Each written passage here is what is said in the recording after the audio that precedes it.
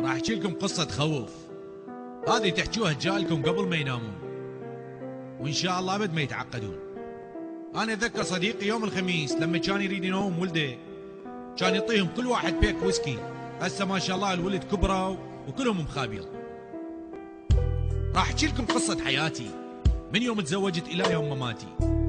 حبيت واحدة اسمها سعدية، حلوة كلش عبالك فرنسية، تكنس وتغسل هدومي، تطبخ لي وما توجع لي بلعومي.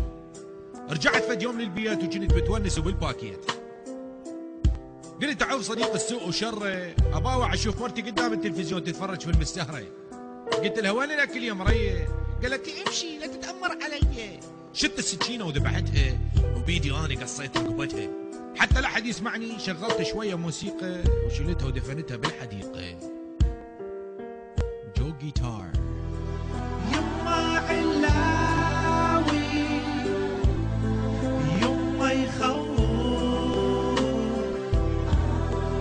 يما علاوي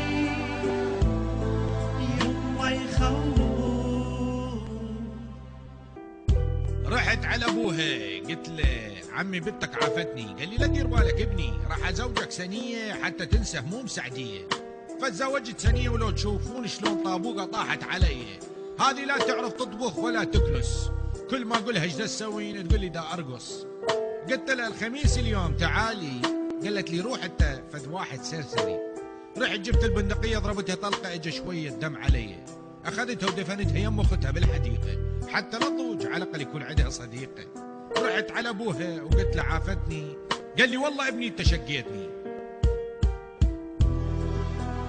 IraqiWave.com جو جيتار. يما يخوف، يما علاوي